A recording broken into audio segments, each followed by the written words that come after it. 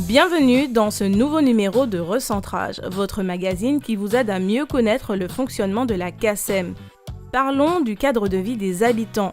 La CACEM met à disposition de nombreux équipements communautaires tels que le centre aquatique communautaire, la place Émile Maurice, le front de mer de Schellcher ou encore le port de plaisance de l'Étang-Abricot.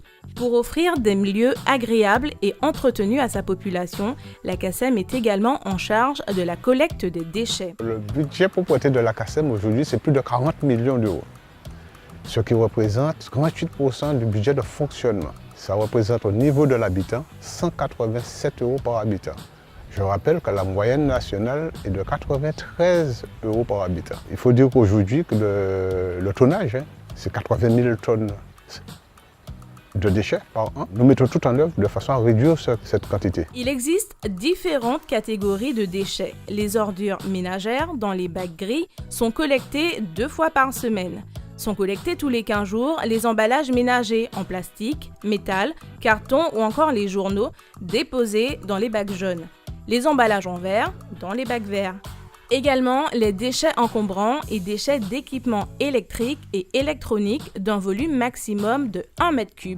Et enfin les déchets verts dus à l'élagage et à la tonte de la pelouse. Il peut arriver qu'on ait un volume important de déchets qu'on va produire. Les administrés de la CACEM ont droit à 1 fois par an une benne de 9 à 15 m3 qui leur a mis gratuitement à disposition.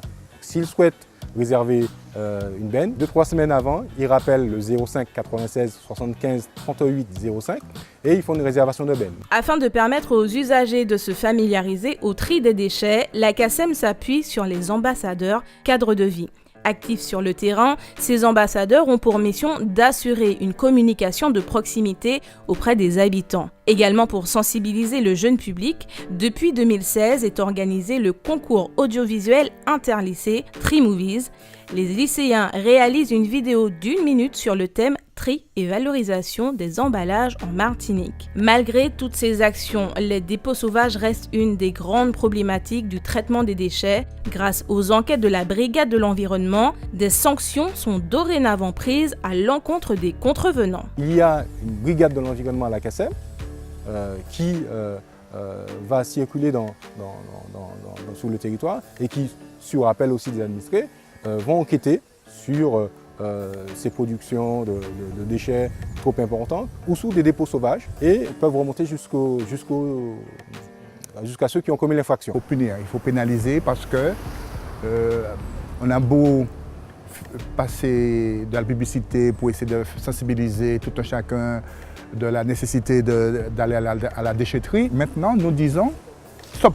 Ce qui fait que là maintenant, pas ni molly. Les contraventions varient d'un montant de 35 € à 3 000 €. Pour éviter d'être sanctionné, mais principalement garder le territoire agréable à chacun, la CACEM compte sur l'implication de tous ses administrés. We've been through it all, though it could be worse.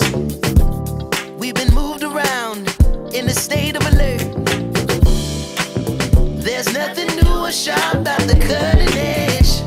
If they build a wall, let's jump the fence. I'm over it.